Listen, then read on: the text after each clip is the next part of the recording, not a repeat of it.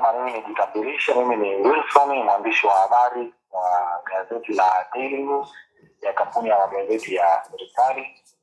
Hapa tena nikukaribisha sana kwenye gazeti letu uweze kuwa featured kwenye ukurasa maalum wa vijana ambao unaangazia mafanikio au safari zao wanazozifanya katika kuhakikisha kwamba wanajiajiri katika ajira na kujiajiri. Karibisha sana katika kipindi hiki kinachoangazia mafanikio, ubunifu wa safari ya wajasiriamali ambao wanaleta mabadiliko chanya kwa jamii. Labda kwa kwanza ningependa mkaribishe, ujitambulishe, utuambie kidogo kuhusu wewe ni nani na safari yako ilianzia wapi hadi kuwa mtaalamu wa hicho kitu unachokifanya. Karibu sana. Kwanza thank you so much kwa gazeti la Daily News, mmenipa upendeleo. Thank you so much. I'm not taking for granted. Thank you so much kwa kunirecognize. Mimi naitwa Baraka Michael. Majina yangu rasmi naitwa Baraka Michael. Ni CEO wa kampuni ya Michael Business Hub. Hii ni kampuni ambayo ni agency company ambayo tunajishughulisha na kumsaidia mjasiriamali kuweza kuanzisha biashara na kuweza kuingia sokoni. Tunaposema kuanzisha biashara kwa maana ya kuweza kumsaidia kwenye process nzima za kuanzia kwenye usajili wa biashara, usajili wa kampuni, kupata vibali kamili, kupata leseni na kuweza kuingia sokoni, kumwelekeza namna gani kuingia sokoni, kwa maana ya kumwelekeza namna gani kufanya marketing, kufanya sales, kutengeneza system na kumsaidia kuweza kufanya kwa ujumla setup nzima ya kampuni yake. Okay, sawa. Vizuri sana. Labda ni nini kikuvutia sasa wewe kuingia katika ulimwengu wa kuwasaidia wajasiriamali na wafanyabiashara, yaani kusaidia biashara kukua? So jambo la kwanza, mimi by professional ni mwanasheria. So yes. So nilipokuwa nafanya kazi kwenye law firm fulani kama mwanasheria, tulikuwa tunawahudumia wafanyabiashara namna gani ya kuweza kuset up kampuni zao na biashara zao kisheria, ili anavyoingia sokoni asiwe na changamoto. Lakini pia wakati huo hiyo kampuni niliyokuwa nafanya nayo kazi walikuwa wameingia partnership na TRA, kwa maana ya kwamba wanasambaza mashine zinazomwezesha mfanyabiashara kutoa risiti ya TRA, inaitwa VFD. Ile mtu, kwa mfano, ile mteja akifika dukani kwako akinunua labda sukari unampa risiti, akinunua pampers, akinunua fridge unampa risiti. So kwa kufanya hii kazi kwa muda mrefu, baada ya kufanya kazi pale kwenye ile law firm na ile kampuni, nika realize hizi ni huduma ambazo zinamlenga mteja mmoja. So nikasema kwa namna ambavyo inafanyika, nikaona kuna gap sokoni ambalo watu wengi sokoni ambao wanajitahidi kuwa wajasiriamali, labda ni wanafunzi wameweza chuo kikuu, watu wako mtaani na watu wengi ambao wako mtaani wanatamani kuwa wajasiriamali, ila hawajui tu exactly wapi waanzie, na wakitoka hatua ya kwanza iende wapi, ya pili aende wapi, ya tatu aende wapi. Lakini vile vile anatamani kuanzisha kitu chake lakini hajui aanzie wapi. So mimi nikasema okay, nitafungua agency maalum ya kuwawezesha, kuwasaidia hao wajasiriamali kulink hivi vitu viwili, kati ya kuwasaidia kusajili pamoja na kuweza kupata masuala ya TRA, kufanya setup za usajili wa kisheria na kuwezesha kufanya setup za TRA kwa maisha vitu tumekaa sawa. Nilivyoamfungua agency yangu sasa, pale ndio nikaanza kukutana, kumbe sio rahisi kufungua agency ama kufungua biashara au kampuni kama jinsi ambavyo kabla hujaanza unavyokuwa unafikiria kichwani. Mimi nilikuwa nafikiria tu nikifungua pop, kwa kuwa mimi nina experience hizo, nitapata wateja, nitawasaidia kirahisi. Nimeingia sokoni nika realize, oh my god, sio rahisi kabisa. Wala yani sio kirahisi kwamba wateja watakufuata tu walipo kwa sababu unajua kitu, au watu tu wataanza kukufuata, kupigia simu, kufanya kazi na wewe, au makampuni ya kuamini kwamba tu from nowhere mtu akuamini na kampuni lake au biashara yake. Nikagundua kuna vitu vingi ambavyo vina miss hapa katikati, tofauti na kuwa na idea, hadi kutoka kwenye idea mpaka kuwa kitu rasmi. So nilichokifanya, nilivyoingia sasa nikaanza kujiuliza maswali. Napataje wateja? Nawezaje kuaminika watu waniamini?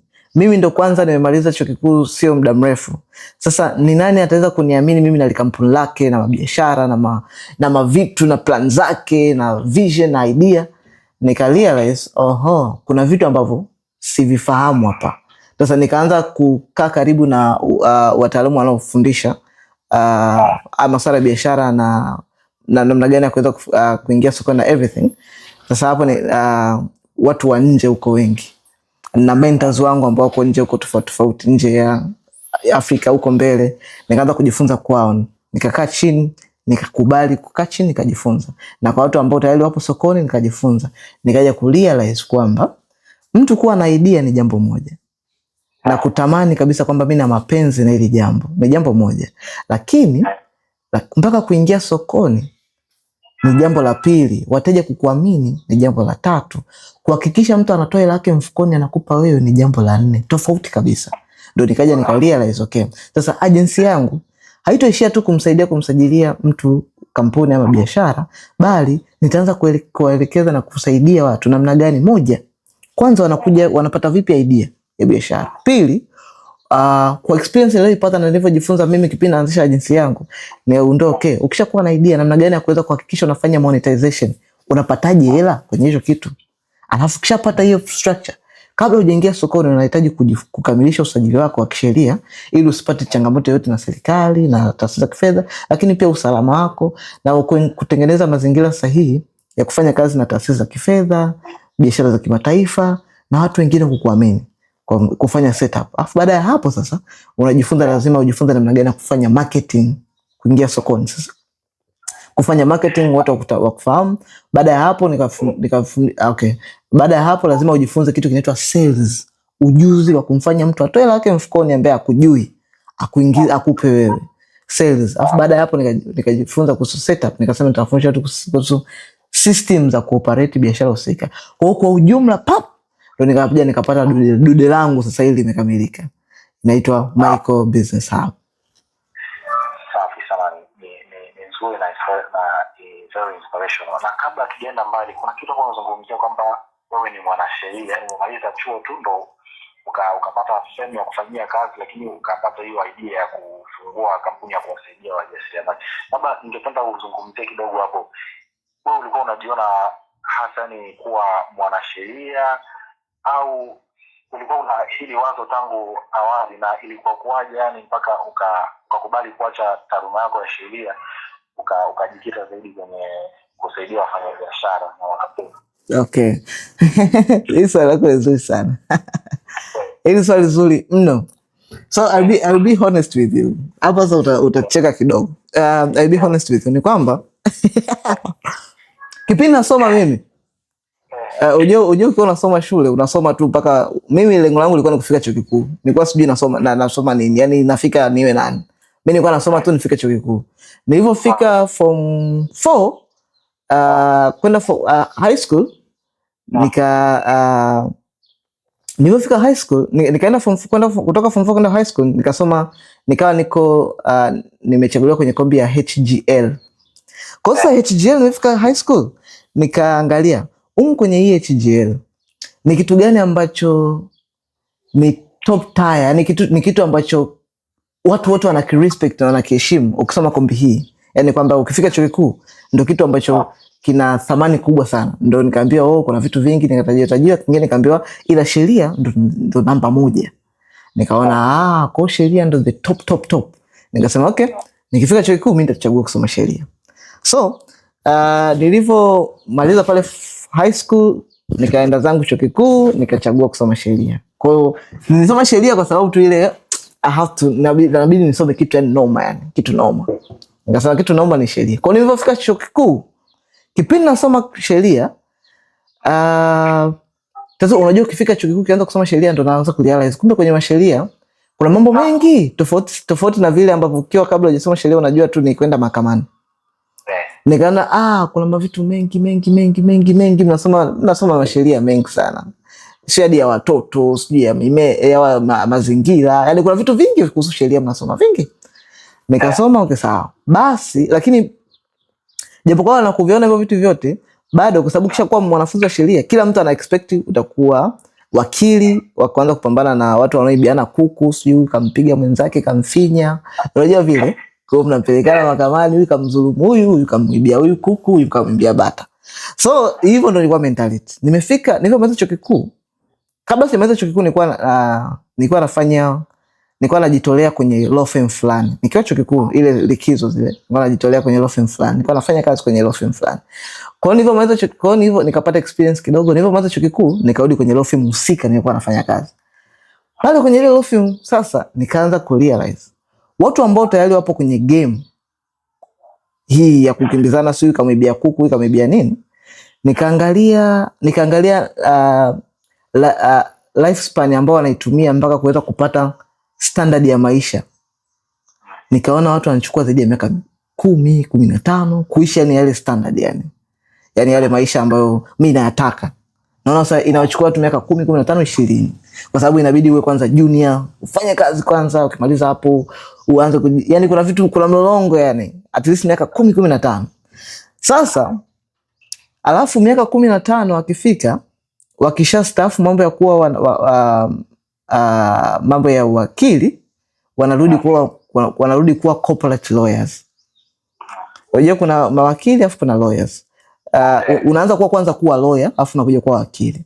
Lakini yes, sasa uwakili ndo huwa ni passion namba 1 watu wakisha kwa sheria. Lakini nikaja kurealize kumbe watu wakisha choka mambo ya kukimbizana na watu, si huyu kamwibia kuku, huyu kamfinya mwenzake, huyu kajenga akapitiliza kwenye mpaka. Wakichoka haya, wanaachana nayo, wanakuja kuwa corporate lawyers. Kwa sababu gani? Kwa sababu wameshajenga jina kwa muda mrefu, watu wameshawaamini, watu wameshafanya nao kazi. Kwa hiyo ni rahisi kwenye ulimwengu wa corporate kuwaita, bwana wewe ulishakuwa wakili, bwana afu pia njoo huku tusaidie kwenye arrange hizi 1 2 3. So nikarealize, so it means watu wana spend zaidi ya miaka 20 kuja kuwa corporate lawyers. Lakini vile vile watu wanatumia zaidi ya miaka 10 kuishi maisha ambayo mimi nayataka. Nikasema why not? Kwa nini mimi siwezi kutafuta namna ambayo nikaishi hayo maisha ya miaka 10 hadi 15 20 nikiwa tu sasa hivi kijana yani na nguvu zangu yani bado kabisa yani bado ni kijana yani nimechemka na damu na nini. That ndio nikasema sasa point niweza kuwa nazipata kutoka kwa watu waliokuwa wanazunguka ni kwamba nani atakuamini na kwenye ulimwengu wa corporate, especially makampuni, mabiashara, nani atakuamini wakati yani wewe sio mkongwe. Lazima kwanza utengeneze jina. Sasa nikaangalia namna ninavyotengeneza jina, nikarealize kuna gap ambalo hawalijui ama walifahamu, ama kuna gap ambalo lipo linalopelea hapa kumfanya mtu kufeel in. So ndo nikaja nikarealize okay, kwenye mtu ambaye ni professional anapofanya biashara zake ni tofauti na mtu ambaye anafanya biashara kama mtu tu mfanya biashara. Na hii siri ukigundua inakuwa imekurahisishia mtiririko mzima. Hii siri inakusaidia kati ya professionals hata kama ni mfanya biashara. Ukifahamu hii ni gap moja kwa moja umeua. Hii kitu kinaitwa kujenga personal brand. Yes. Kwenye miaka tukirudisha kabla ya COVID-19, kabla ya 2019, watu ukisikia brand walikuwa ukisikia tu neno brand kichwani kinakuja wasanii wanatengeneza brand, wasanii wa kada tofauti wa muziki, wa filamu na kila kitu ndio wanajua kuhusu brand. Kwa hiyo huku watu wengine wote wafanya biashara, watu wa professional hawajui kuhusu brand. Wao wanajua tu kufanya kazi kwa muda mrefu alafu ndio wapate matokeo. Miaka 10, 15 ndio wapate matokeo. So nikarealize kuna kitu kinapelea hapa. Ukiwa na strong personal brand inakusaidia kupunguza miaka 15. Yaani ukiamua kudedicate kujenga personal brand inaweza kuchukua miezi 6 mpaka miaka 2 kujenga personal brand. Lakini ukitumia traditional way ya kujijenga itakuchukua miaka 10 hadi 15 ndio uanze kueleweka sokoni na kuanza kupata pesa unayotaka. Nikasema okay. Sasa hii ni baada ya kujifunza sasa kwa mentors, kwa kujifunza kwa kupitia watu mbalimbali ambao wako tayari sokoni. Nikasema okay.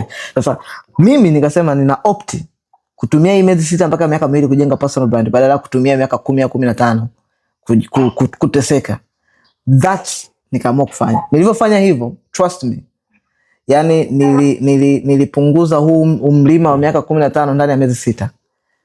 Baada ya pale, rafiki yangu, ngoja tu nikwambie ukweli, baada ya kuanzisha agency yangu, baada ya kuacha nilivyoacha kazi rasmi na kuanzisha agency yangu, hela yangu ya kwanza nililipwa, I'll be honest with you, nilikuwa sijawahi kupata 1,000,000 ya kwangu peke yangu. Yani hii ni ya kwako kugawana na mtu, haina matumizi.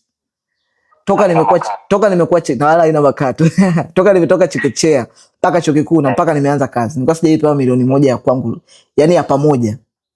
Achana kwamba ushaishika, yani ile ya pamoja kwamba hii ni 1 million, hii ni yako peke yako, nilikuwa sijawahi kupata. So what happened, the minute nimeacha kazi nikaanza kufanyia kazi haya yote niliyokuambia hapa, mteja wangu wa kwanza kunilipa 1,000,000 wala 2 wala 3. Project ilikuwa ni zaidi ya 4,000,000, na installment ya kwanza nimeingizia ilikuwa ni 3,000,000. Pap, naiona kwenye simu yangu na nimeacha kazi. Kumbuka kuacha kazi inahitaji moyo pia. Hiyo ni story nyingine. Nimeacha kazi, nikasema naanzisha agency yangu, nikaanza kufanyia kazi. Mteja wangu wa kwanza, installment ya kwanza amenilipa ilikuwa 3,000,000. Rafiki yangu, sijawahi kupata ile furaha kama ile furaha nilipata ile siku. Nilikuwa kama nimechanganyikiwa. Mtu ambaye nilikuwa sijawahi kushika hata milioni, alafu unapata zaidi ya milioni, alafu ugawane na mtu, yani ni yako. Bro, yani ni the moment nilikuwa na feel. Kwanza nilitoka kwa client nikapanda bodaboda nikarudi nyumbani. Yani nilikuwa nimenyanyua hivi mikono juu napiga na upepo. Narudi hadi nyumbani, I was like, yo damn, this is it. Yeah, unajua hisia inakuja kwenye ni muungano wa vitu kama vitatu. Jambo la kwanza, hujaishika hata 1,000,000 ya mara moja, afu umeishika sio 1,000,000 zaidi ya 3 kwa pamoja. Pili, kwa hiyo kuna kuchanganyikiwa. Pili, ilikuwa ni idea tu, hujui kama inaweza ikawa kweli. Yani inatoka kutoka kwenye idea ya kufikirika mpaka inakuwa ni kitu cha ukweli, tangible, unalipwa cash. Yani unatoka kuwa kwenye idea kuja kuwa kitu cha uhalisia. Yani it is crazy feeling. Alafu tatu ni feeling ambayo ulitegemea labda itachukua miezi 6, miaka 2, alafu imetokea pap. Yani umeacha pap, ukaanza kufanyia kazi pap, ikatokea pap. It's crazy bro, it's crazy. Kwa that moment mambo nikasema okay, kumbe hii idea nilionayo ni kitu cha uhalisia na kinawezekana. So kutoka pale nikaendelea mpaka leo.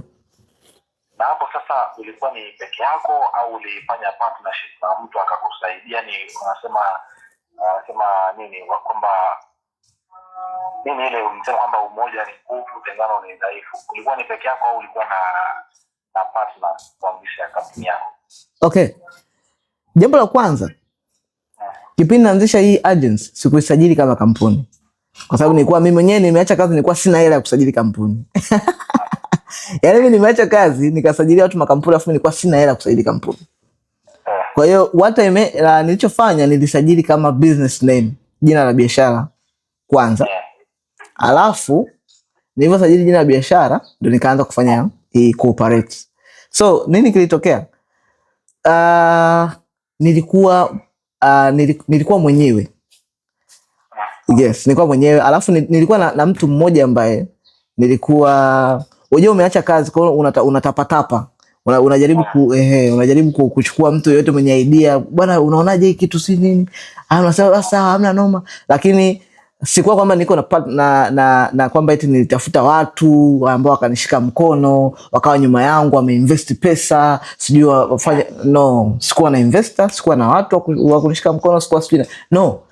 Yani nilikuwa ni jambo la kiimani. Very very yani ilikuwa ni more in faith kuliko kuwa na uhakika, kuliko kuwa na assurance ya investor au watu walionishika mkono. It was me. Na hilo huwa naiongea mara nyingi. Ukiona mtu anataka kufanya kitu alafu anajifanya anataka sasa hapa nikishapata mtu akunishika mkono, bro, wewe tayari upo kwenye mguu ambao sio sahihi. Unaanza wewe kwanza. Ukishaanza wewe ukaanza kuonesha matokeo na njia zako, watu wanakufuata baadaye. Hamna mtu ambaye anakuja kumshika mtu mkono akiwa na idea. Eti mimi na idea, nataka nianzishe agency ambayo itaweza kumsaidia mfanyabiashara kuanzia scratch mpaka vile anakaa barabarani kuingia. Mtu wewe mwenyewe tu, mimi by the time nikipindi naongea hivyo nilikuwa sina kampuni. Sina hela ya kusajili kampuni. Sasa mtu angewezaje kuweka hela kwangu? Mimi tu sina hela ya kusajili kampuni, sina hela yoyote. Ilikuwa ni kitendo cha imani. Yes. Hii Micro Business Hub inasimama kama kampuni. Labda unaweza ukamwelezea sasa mtu msomaji au mtu anayefuatilia kwa sasa hivi kwamba mpaka sasa hivi wewe uko more of service, ni huduma zipi ambazo mtu akija kwako anaweza kuzipata, au mtu alikuwa hafahamu anaweza akazijua huduma unazozitoa kupitia Micro Business Hub? Yes, jambo la kwanza, sisi kama Micro Business Hub ni agency company. Kwa hiyo tunamsaidia mtu kukamilisha kitu anacho kukamilisha idea ama ujasiriamali ama vision alionayo kuja kuwa kitu halisi. Sasa kubadilisha vision alionayo kuja kuwa kitu halisi, especially kwa mjasiriamali, tunamaanisha kwamba sisi tunamsaidia namna gani ya kuweza kusajili, kugundua kwamba kwa idea nilionayo na kwa status nilionayo ama kwa sehemu niliopo nafaa kusajili kampuni ama jina la biashara. Na tukisha kusaidia kuweza kugundua hilo, then tutakusaidia kusajili kampuni ama tutakusaidia kusajili biashara. Then tutakusaidia kukulink up na TRA, kujua procedure nini kinatakiwa na kusaidia kufanya setup nzima ya TRA. Then tutakusaidia kupata leseni na vibali maalum vya kusaidia kuingia sokoni bila kubunguziwa na serikali ama kuibiwa tunasema mali zako, ubunifu wako, ama kuonewa na watu wengine watakaofanya kazi nao. Lakini pia itakusaidia kuweza kutambulika na taasisi za kifedha, kutambulika na partners, kutambulika na watu ambao tayari wapo kwenye biashara, mifumo yote kamili. Tukishamaliza hapo, hatukuache tu, tunakusaidia pia kukuelewesha, tutakupa elimu na kusaidia namna gani kuweza kuoperate hicho kitu. Kama ni kampuni tutakusaidia kufundisha namna gani kuoperate, lakini kama ni biashara tutakusaidia namna gani kuoperate. Kisha ukishakuwa na hiyo haitoshi, tutakufundisha namna gani ya kuweza kuingia sokoni, kwa maana kufanya marketing. Namna gani unaweza kutengeneza kitu nilichokisema kinaitwa personal brand. Ni nini, namna gani unaweza kukijenga kwa nature, kwa sababu biashara zinatofautiana. Kwa nature yako, namna gani unaweza kutengeneza personal brand na kufanya marketing. Ukishafanya marketing, haitoshi, bado hapo ila haijaingia mfukoni. Kwa hiyo lazima tukufundishe kitu kinaitwa sales skill. Hii ni skill ama ujuzi ambao utakusaidia kutoa hela kutoka kwa mtu total stranger ambaye hakufahamu kuingizia mfukoni. Baada ya hapo tunakusaidia pia kuweza kufanya system configuration, namna gani kuweza kutengeneza system ya biashara yako iweze kuoperate ukiwepo ndani ya biashara ama ukiwa nje ya biashara. Kumbuka, wajasiriamali wote lengo kuu ni kupata vitu viwili. Ni kupata kitu kimoja, freedom. Na freedom ya nini? Freedom ya vitu viwili. Freedom of time, uhuru wa muda, na uhuru wa uchumi, uhuru wa pesa. Kwa hiyo lazima uangalie namna gani. Sio tunapata pesa alafu siwezi kutoka, unakuwa mtumwa. Lakini pia sio tu kwamba unapata muda mzuri wa kutoka lakini hauingizi chochote. Kwa lazima tutasaidia kutengeneza system ya cooperate. Nani anaweza kukaa wapi, nini kitakaa wapi na nini kinakaa. Kwa hiyo kiufupi tunasaidia tu kufanya usajili wa kampuni ya biashara na leseni na kila kitu. Tunasaidia watu, tutafundisha kuhusu marketing, tutafundisha kuhusu sales. Lakini vile vile tuna kozi mbalimbali ambazo tunaziuza ambazo zinasaidia watu. Kwa mfano kozi ambayo ipo current sokoni ni wateja 100 wa kwanza, mwongozo wa mwanzo kwa ukuaji. Hii ni kozi ambayo ukichukua mtu anaweza kujifunza namna gani ya kuweza kupata wateja 100 wa kwanza kwenye biashara yake. Yaani kwa mtu ndo anaanza sasa hivi mimi nimeanza leo, nataka wateja wa kwanza 100. Hii ukichukua hii kozi umemaliza hilo jambo. Tatizo yani kama dawa. Itakuelekeza hatua kwa hatua kwa namna gani kufanya. Ukishachukua hiyo na God wish, sasa hii nakupa exclusive kabisa. Leo ni tarehe 10 mwezi wa 3, mwezi wa kwanza, tarehe 1 mwezi wa 4 rasmi. Sasa hii ni very very exclusive. Tarehe 1 mwezi wa 4 tunafungua platform yetu ambayo itakuwa ni digital platform ambayo watu wanaweza kuingia kule na kuweza kujifunza haya yote niliyoongea hapa bila ya kuhitaji bila kuhitaji siku kununua course ama kutafuta appointment na nini, na popote pale watakapokuwa duniani. Hauhitaji labda uwe Dar es Salaam peke yake ama uwe kuonana na mimi. Yani ni kwamba tunafungua platform ambayo itakuwa ni system, watu wataingia kule kwenye hiyo platform. Itakuwa ni kama system, kama website, watu watakuwa wanaingia, ila ukisika kwa website kwa sababu ni platform. Watu watakuwa wanaingia kule na watakuwa wanaweza kupata access ya hivi vitu vyote muda wote, saa yote, masaa 24, na wanaweza kupata msaada wa karibu muda wote, saa yote, 24/7, kwa sababu itakuwa kule ndani. Mimi na timu yangu tutakuwa kule ndani kusaidia watu all the time. Au haja kununua nunue course au nunue nini, kila kitu itakuwa kule. Yani ni kama vile uambie unaingia kwenye tunasema unaingia kwenye supermarket, alafu unaambiwa kitu chochote kitakachokuwa ndani ni chako, as long as unapotaka. Kwa hiyo wewe ndio utaamua uchukue nini na nini. Kwa hiyo mwezi wa kwanza tarehe 1 tutafungua hii platform yetu mpya. Itakuwa ni na hii ndio ndoto yangu ambayo nimeanza nayo, japokuwa imenichukua zaidi ya miaka 2 kuitengeneza. Inaitwa ni Michael, kama ilivyo Michael Business Hub, ni platform yenyewe itakuwa ni Business Hub. Kwa hiyo itakuwa ni Michael Business Hub, kwa kifupi itakuwa inaitwa MBH.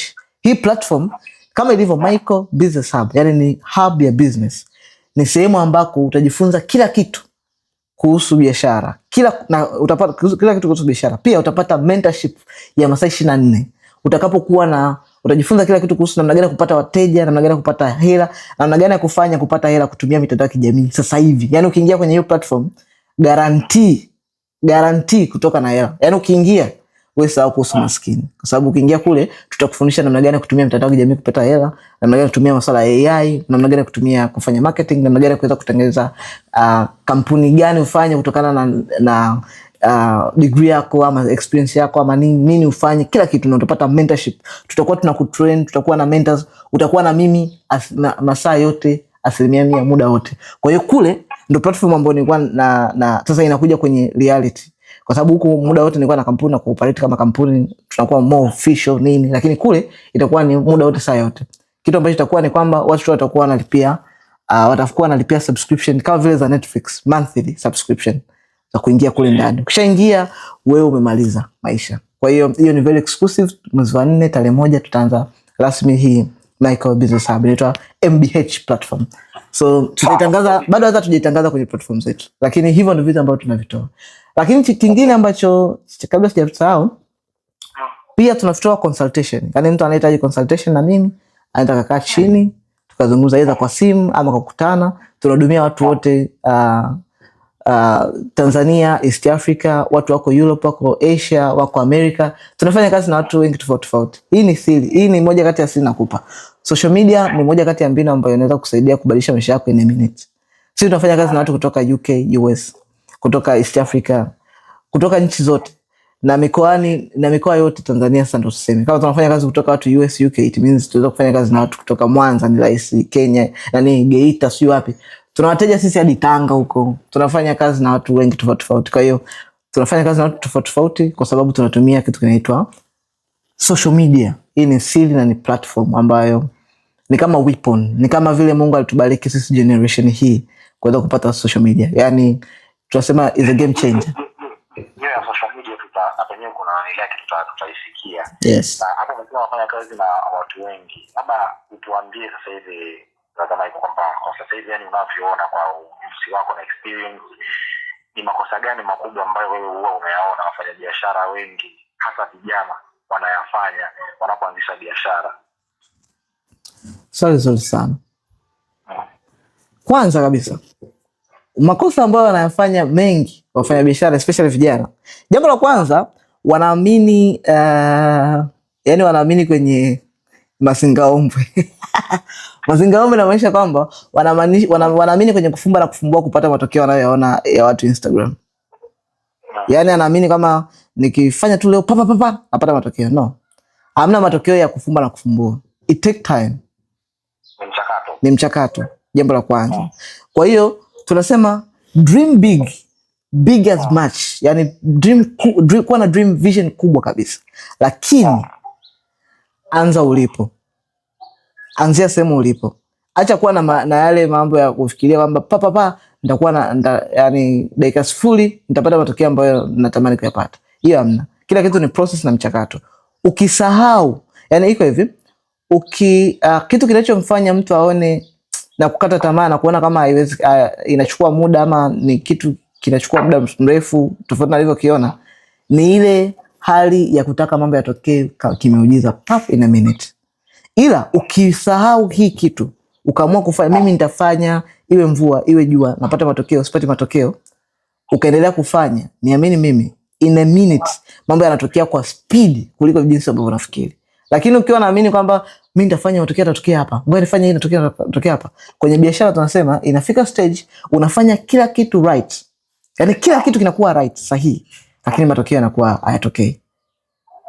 Yaani kuna muda kila kitu ambacho umefundishwa na mentors na kila kitu kinakuwa sahihi, lakini matokeo bado yanakuwa hayaonekani. Yes, sasa ukiona kama nimeshafanya kila kitu sahihi, au watu watakuwa wanatudanganya, yani hiyo inakufanya unapoteza morali yako na hali yako ya kupambana, then unakata tamaa. Wakati huo ilikuwa ni bado sentimita 2-3 ufikie matokeo unayotamani kuyapata. So yeah. Ukiangalia kuna makundi mawili hivi. Kuna kundi kama la Boko ambao ulipata idea ukafanyia kazi, lakini kuna kundi lingine yeye bado ana idea, anasema si nikipata mtaji, si nikipata nini nitafanya hiki nitafanya hivi, yani achukue hatua. Sasa kwa mtazamo wako unafikiri ni kwa nini vijana wengi wanashindwa kudhubutu, yani kujiajiri au kufungua biashara kwa kufanyia kazi idea walizonazo? Okay. Kati ya kitu ambacho kinaweza kukufanya kuwa maskini miaka yako yote mpaka ushangaa na miaka 50 uko pale pale ni kusubiria kila kitu kikae sawa. Yaani ukiwa na mentality kwamba ngoja mambo yangu yakae sawa, plan zangu zikae sawa, then nitakuja kufanya kitu. Rafiki yangu, na kuhakikishia utakuwa ulipo mwaka jana, mwaka huu na mwakani, utakuwa pale pale. Na kibaya ni kwamba kitu ambacho hakikusubiri ni muda. Yaani mwaka jana, yani kwa mfano ukikaa mwaka huu, kama mwaka juzi ulikuwa umeplan kufanya kitu. Atufanye mwaka jana ulikuwa umeplan kitu, ukasema nitakifanya nikiwa tayari. Mwaka huu ukasema ngoja nikamilishe plan fulani kisha kuwa tayari. Na mwakani ukasema ngoja nikamilishe ukiwa tayari. Ngoja nikwambie kitu, kama ulikuwa na miaka 27 tayari una miaka 30. Umri hausubiri bro. Umri hausubiri.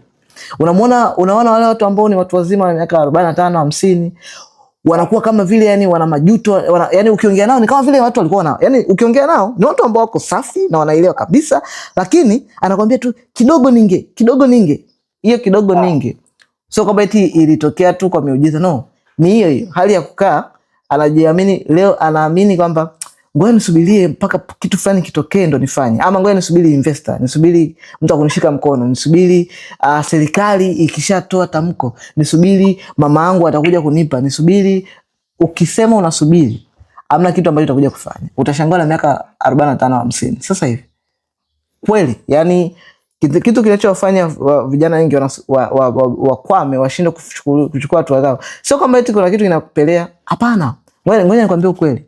Vijana wanajua nini wanatakiwa wafanye. Yaani wanaelewa kabisa nini natakiwa nifanye ili nipate matokeo fulani. Wanajua.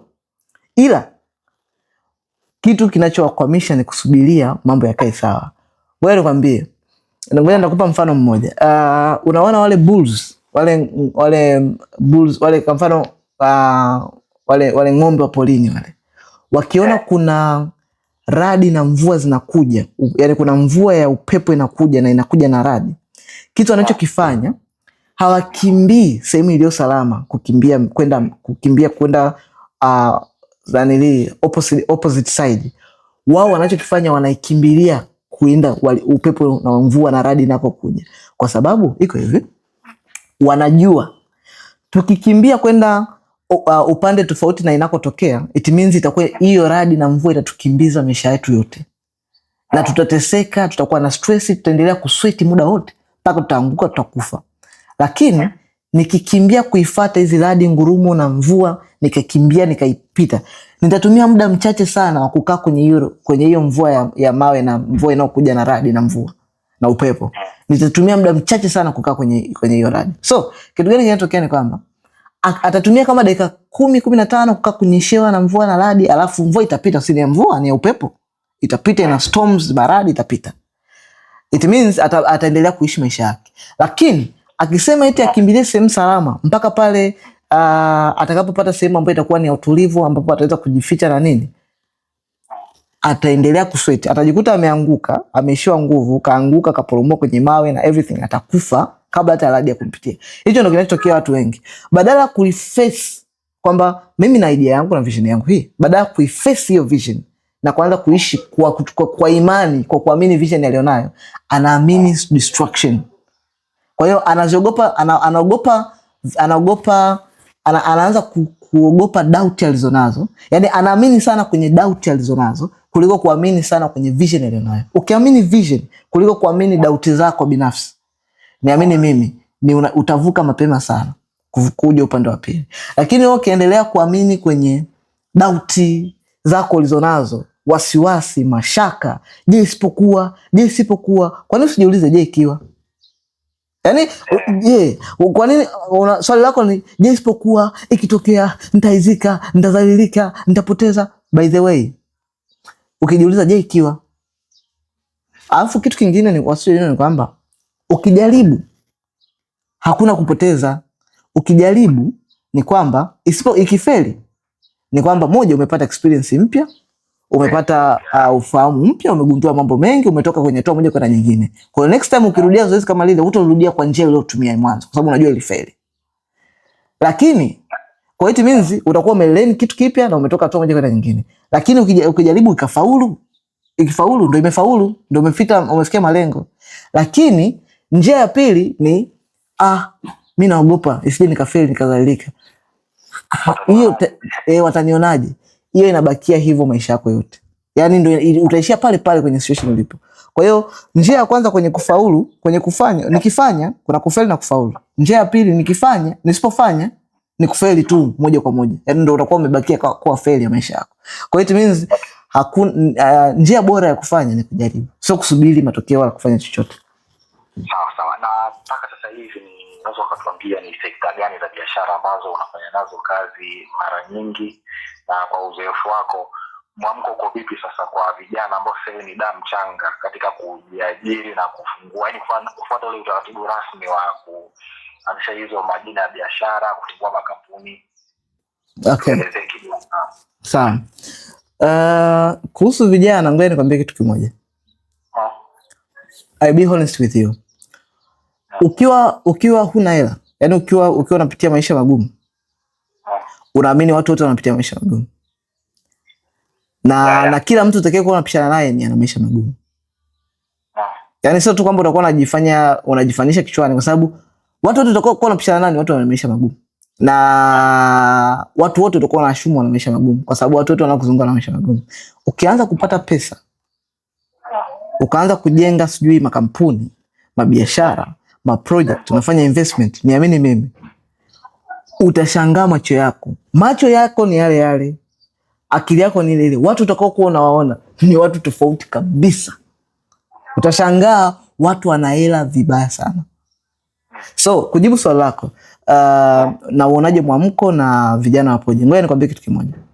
Watu kuna the major shift, yani kuna mabadiliko makubwa ambayo nayaona yanatokea kwenye generation hii.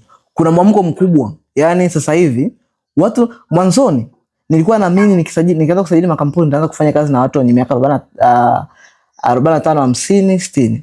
Ndio nilikuwa naamini hivyo nitafanya nao kazi, kwa sababu mimi mwenyewe nilikuwa na akili hiyo, kwa sababu nilikuwa naamini watu wanaotaka kama kampuni ni watu wazima wenye experience zao na nini. Trust me bro, sasa hivi nafanya kazi na watu wengi kwanza, yani vijana wengi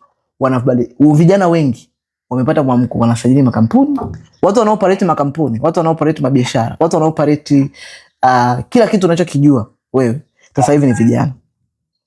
Yani kama kijana utabakia pale unafikiri tuko wengi, yani hiyo kauli itakuponza, utajishangaa miaka 45 alafu unajikuta uko peke yako.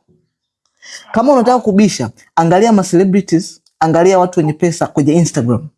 Niangalie ni yupi ambaye ni wazee. Wazee utawakuta ni 40%, ila 60% ni vijana.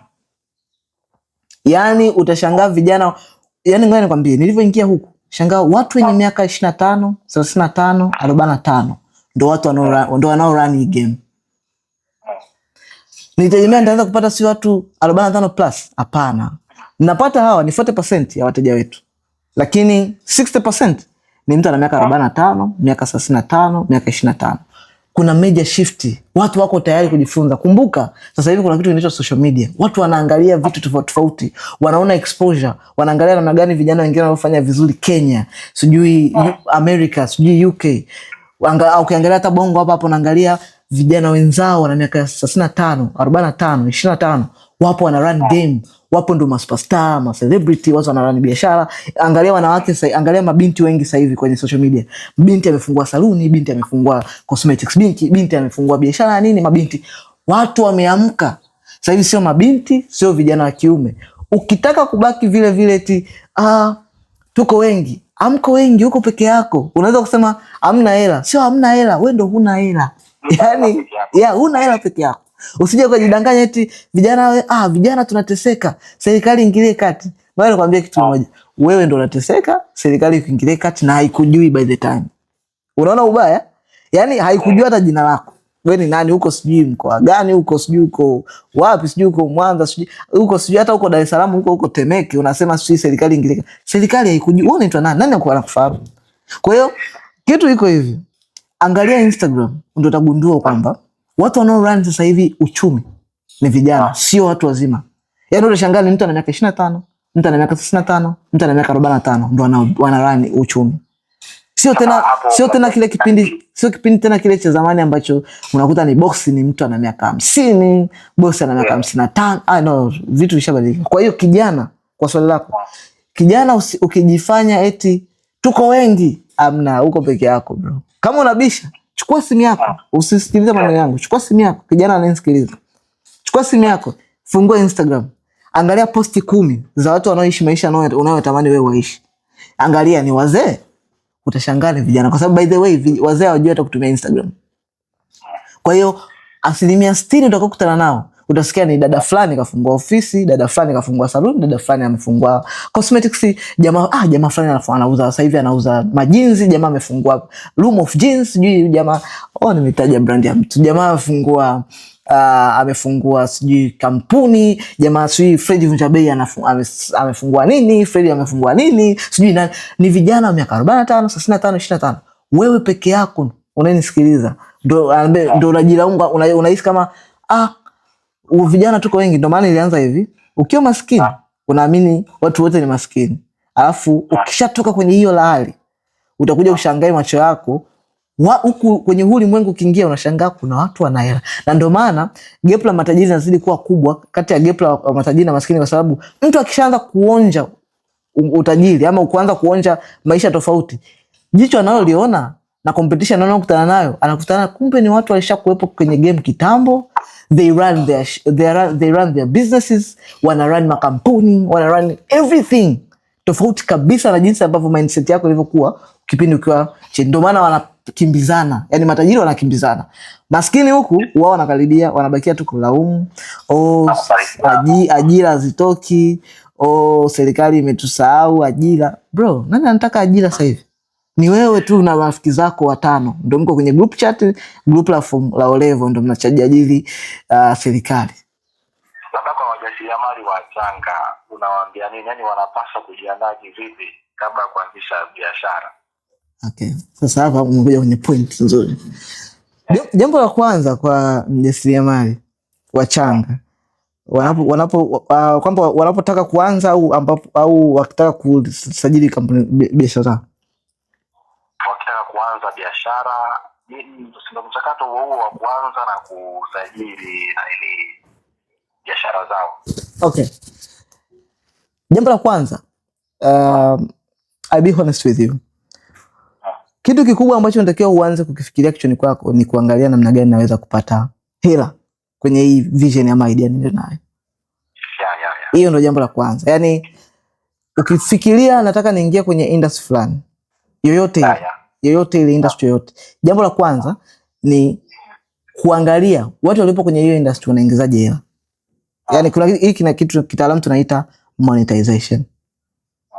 Kabla ya yote hayo, si kabla ya nini, no. Angalia hii idea inaingiza hela. Ukishajua hii idea inaingiza hela, jifunze inaingizaje. Kwa maana hiyo ni kwamba kwa mtu wa professional inabidi ukatafute mtu ambaye tayari yupo kwenye professional husika, jifunze namna gani kufanya, jifunze namna gani kufanya cooperate hiyo kitu unachokifanya, lakini kwa siri sana, na unatakiwa hii ni iwe silaha yako ya mwisho, kama ni pigo lako ya mwisho, jifunze how do they monetize this business kwenye professional husika. Kwa mfano, kuwa mwanasheria ni moja, kupata pesa kwa kuwa na mwanasheria ni jambo la pili. Yani kuwa mwalimu, kuwa na degree ya walimu ni moja, kupata pesa kwa kutumia hiyo degree ni jambo la pili. Degree yoyote ulionayo ni moja, yani ni hatua ya kwanza, lakini kuitumia hiyo degree kupata pesa ni jambo la pili kabisa, inaitwa monetization. Kwa hiyo unawezaje kufanya hii?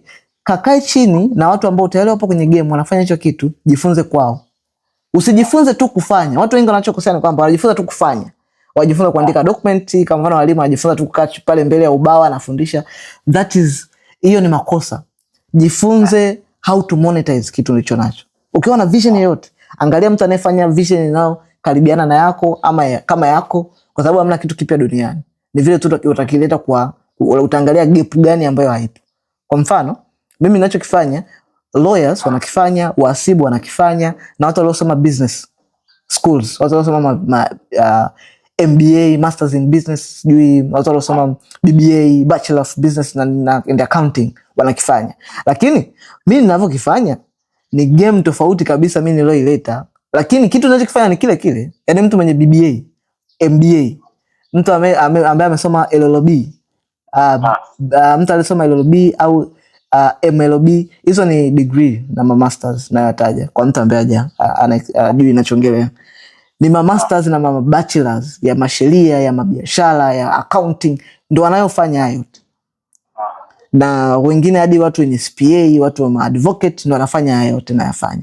Lakini mimi game ninayoileta niliangalia gap ipo wapi. Kwa hivyo nikitaka kunufaika na hiki kitu ninachokifanya, jambo la kwanza lazima nijue hao watu wana monetize vipi hiki kitu. Alafu nikishajua wana monetize vipi, alafu mimi nakuja kaa chini, mimi nakuja na mwenendo wangu kutokana nakuja na idea yangu nilionayo, alafu navipachika vyote kwenye idea yangu na viangalia namna gani vinafit, alafu nafanya idea yangu. Hiyo ndio jambo la kwanza. Tafuta mtu ambaye yupo tayari kwenye game, au ukiona kabisa kwamba sasa hivi watu hawachukui, wanachukua watu wanaojuana, hawatupi game watu ambao hatujuana nini. Ngoja nikwambie, kuna watu ambao wapo online sasa hivi wanafundisha vizuri kuhusu biashara, wanafundisha vizuri kuhusu kitu unachokifanya, wanafundisha vizuri kuhusu monetization. Kwa mfano ukija kwangu mimi nitakufundisha monetization kwenye industry yote ile. Kuna mtu anaitwa Kelvin Kibenje, ni mtu wangu wa karibu. Yule pia anafundisha, nimemtaja ili kuonesha kwamba watu wapo online, unaweza kwenda kupata vitu sometimes bure kabisa, na ukihitaji kupata kwa vizuri, lipia mentorship ama consultation zao ama kozi, lipia kuwa nao time, kwa sababu wao ndio wanachokifanya, wanauza ujuzi. Nenda kwao ukajifunze, lipia. Usitaki kupata vitu, kwa mfano mimi sipati opportunity, watu wanajuana bwana, kwa mimi ni ngumu sana kuingia kwenye game za watu, kwa ni ngumu unavyosema tukajifunze. Kuna watu ambao wao wapo maalum wanafundisha, wapo kwenye social media. Kwa mfano, njoo kwenye social media yangu. Ukienda tu kwenye social media zangu, si Instagram, si YouTube, andika Michael Business Hub. Kule utapata vitu vya bure ambavyo vinaweza vikabadilisha maisha yako yote. Lakini pia ukiona kama naweza nikapata hivi vitu, anavitoa vya dakika moja kama hivi, nikaa naye chini masaa 2-3, au nikikaa naye chini nikaweza nikanunua kozi yake ama kwenye platform yake ambayo ameanzisha, nikaingia kule, ameniambia naweza nikajifunza monetization, lakini sio monetization tu, nikajifunza marketing, nikajifunza kuhusu mitandao, mimi nikajifunza kila kitu. Hivyo, do you think how much you're going to change your life? Utabadilisha maisha yako totally. Kwa hiyo jambo la kwanza sio kutoka na idea. Kila mtu ana idea, yani kila mtu akifumba macho hapa kilala usiku anapata idea ya kufanya biashara, kila mtu. Ila kitu kinachozuia, kinachochanganya tu, how do I monetize my idea? Kwa hiyo jambo la kwanza. Jambo la pili, ukishajifunza kuhusu idea, ukishakuwa na idea, ukishajifunza kwa mtu ambaye anafundisha ama kwa watu ambao tayari wapo kwenye game, hatua ya tatu. Sasa hapa nakupa madini marefu sana. Nyie mtao soma ile gazeti, naombeni muendelee kusoma ile gazeti. Yes, ukishajifunza, ukishapata hii monetization, hatua inayofuata, hakikisha unajifunza kuna kitu kinaitwa hakikisha unaweza kujifunza kitu kinaitwa kutengeneza personal brand. Ukishajenga personal brand, yes. Sasa hii personal brand inategemea na industry na jinsi inavyotengenezwa inatokana na nature. Kwa mfano, namna unavyotengeneza personal brand ni namna gani ambavyo unajiposition kwenye marketing yako. Kwa hiyo kwenye marketing inategemea na nature ya biashara na nini. Kwa mfano, mtu daktari hawezi kuja kujitangaza kufanya marketing kwamba karibu sana kwangu sio na nini, hapana. Ukisema karibu sana kwangu it means moja kuna moral conduct za udaktari zitakuvunja, lakini pia it means are you happy with what is going on. Unajua moral conduct sio kwamba ni wanakuzuia usijitangaze, no. Are you happy with what happening? Kwa mfano eti mimi daktari bingwa wa corona, nikipata corona njooni jamani. Sasa it means you are happy with what happening. Unataka ugonjwa. Kwa hiyo kuna namna ya kutengeneza personal brand kwa professionals na kwa biashara na kila kitu. Ukishajua kutengeneza personal brand, then ukishaweza vizuri ukaanza kufanyia kazi, kumbuka haya mambo tunataka kufanyia ni vitu practical, sio vitu vya kujifunza kama shule. Yaani vitu practical unafanya kupata kujua monetization, unafanya kupata personal brand. Ukishatengeneza personal brand, jiprotect, jilinde. Usiingie sokoni kuanza kupambana na watu ambao tayari wapo sokoni na unajua kabisa unajua namna gani ya kufanya, unajua namna gani ya kuingia sokoni. Alafu ukategemea wao watakuacha. Lazima ujilinde. Sasa unajilinda vipi? Ndio hii kuprotect kampuni yako, biashara yako, kujisajili. Kuhakikisha hakuna mtu anaweza kufanyia fitina, hakuna serikali haiwezi kuja kukuadhibu. Unaweza kutengeneza vizuri mahusiano yako na taasisi za kifedha, mabenki, investors, partners. Unaweza kutengeneza mazingira mazuri ya kuweza kufanya biashara na watu tofauti. Haya yote unayafanya kwa kuhakikisha umekuwa protected kwa kujisajili kwenye na kupata tunasema procedures zote ambazo unatakiwa kukamilisha. Mfano kusajili kampuni, kuwa na leseni, kuhakikisha umejisajili na TRA na nini. Haya mambo ya kujisajili sio tu kwa ajili eti serikali isikusumbue, no. Yaani serikali inatakiwa jambo la mwisho. Kumbuka unaingia sokoni, unaenda kupambana na watu ni powerful, watu ambao hawapo kwenye game, watu ambao wanaweza kupiga simu moja mbili tu kafanywa fitina. Kwa hiyo ukijikuta huna chochote cha kukuprotect, yani you are fighting a losing battle. Lazima uwe kisha umejiweka, yani umejilinda. Sasa unajilindaje kisheria? Sasa kwa mfano, ukiwa na kampuni, mtu yote akishtaki mali zako binafsi, haiwezi kuigusa kampuni yako. Na mtu yote akishtaki kampuni yako, haiwezi kugusa mali zako binafsi. Kwa hiyo kampuni inaweza kusaidia kuweza kutenganisha kati ya wewe na mali zako. Kwa hiyo mtu yote ambaye anataka kukunasa wewe, akikunasa wewe, kampuni yako bado inaendelea. Lakini mtu yote ambaye anaweza kukukwamisha, kukuataki kwenye biashara zako, wewe unaendelea kuwa safe. Kumbuka wewe una maisha nje ya biashara. Wewe una mke, una familia, una watoto, na watu wanasoma, kuna watu wanakutegemea nyumbani kwako. Kwa lazima uweke kitu ambacho kitakuwa kukuprotect wakati ambapo hizi siasa na drama za kibiashara zinavyoinuka, wewe unakuwa salama. Lakini pia taasisi za kifedha, mabenki hawafanyi kazi na mtu individual. Yaani hawafanyi kazi na Juma kama bwana Juma, no. Watu wanafanya kazi na mtu ambaye yuko ambaye wanaweza kumwamini, na namna kukuamini taasisi za kifedha auende kuambia pale trust me bro, no. Lazima uwe umesajili kampuni yako, umesajili biashara yako, ndio atakupa account yao. Kumbuka na wenyewe hawataki shida. Account yao tu ya kibiashara, yani kupata account ya kibiashara, hawampi mtu yote. Lazima uwe wanasema lazima wewe wanaweza kukutrust, na kutrust ni kuwa kikamilifu kisheria. Kwa hiyo pia vile vile kupata investors, kwa mfano mtu unataka investors. Una project yako kubwa, unataka investors, unataka project yako na milioni 100, 200, milioni 50. Huna hata 10 afu unataka investors. Unafikiri mtu anakuamini tu kwa sababu eti wewe ni mtu mwema mtani kwenu, kila mtu anakubali? Kwamba kanisani kwenu waga watu wanakubali, wanakuheshimu? No. Watu hawaangalii historia kanisani kwenu, wala angalii wewe ni mtoto mwema. Watu wanaangalia how do we trust you with our money. Tunakupaje milioni 10, tunakupaje milioni 20, milioni 100. Uwezi kusema mimi nataka nitengeneze startup ambayo nitaweza kufanya biashara idea yangu 1 2 3. Una business plan, una plan, una game kila kitu, alafu unataka watu invest kwako hela milioni 100, 200, milioni 50, wakati huo wewe hauko legally protected. Hamna mtu ambaye anafanya bahati nasibu na hela. Hata watu tu wa kubeti wanaangalia na odi, kwamba odi hii inatoa huyu vipi, wachezaji wake wana majeraha na nini. Watu wa kubeti tu wanaangalia, je, timu sasa hivi ina key players, timu mechi zake 3 za mwisho zilikuwaje, timu hii inakutana wanaangalia. Sasa sembuse watu wanao invest hela kabisa kwenye project. Hamna mtu anaweza kukupa hela tu kwamba wewe ni kijana mzuri, umefaulu sana chuo kikuu. Kwanza by the way, ukifaulu chuo kikuu haikusaidii chochote mtaani. Yaani unaweza kuwa na GPA ya 5.0. Hakuna mtu hata mmoja anakupa 10,000. Yaani haikupeleki popote pale.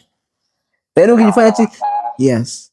Kwa hiyo tuangalie swali jingine ambalo zama tulizungumzia swala la social media. Teknolojia sasa ina nafasi gani kwa kuweza kukuza startup na biashara na hayo masuala ya personal branding? Yaani ina nafasi gani teknolojia kwa wewe mwenyewe na kwa tunaowahudumia? Wewe jamaa, you're so much good. I think baada ya interview wanatakiwa waangalie namna gani ya kukurecommend kukuangalia. That is very good question. Iko hivi, zamani game ilikuwa inachezwa hivi kabla ya social media, au hata ilivyoanza mwanzoni wa social media. Game ilikuwa inachezwa hivi ili kuweza kuwa successful kwenye career yoyote ile, ilikuwa inakubidi uende kwenye kwa watu ambao ni magurus ama watu ambao wanafanya vizuri tayari, ama wana makampuni, wana mabiashara. Alafu ukifika kwao unakaa chini yao, unafanya kazi kwao at least miaka 10 hadi 15. Yes. Alafu then ukishafanya kazi kwa miaka 10-15, ijapokuwa wewe ndio utakuwa unafanya kila kitu, hapo ndio utaanza kuaminika, kwa sababu utakuwa unafanya kazi na wateja wao, watakupeleka kwenye watu wanaofahamiana, watu wanaoheshimiana nao, watakutambulisha, watu watakuamini kupitia mtu fulani. Wakisha kuamini pale ndio unaweza kuanza kujitegemea. Baada ya 20 years bado unaanza kujitegemea na kuanzisha kitu chako unachotaka. Hiyo ni game ya zamani. Kwenye issue ya professional careers.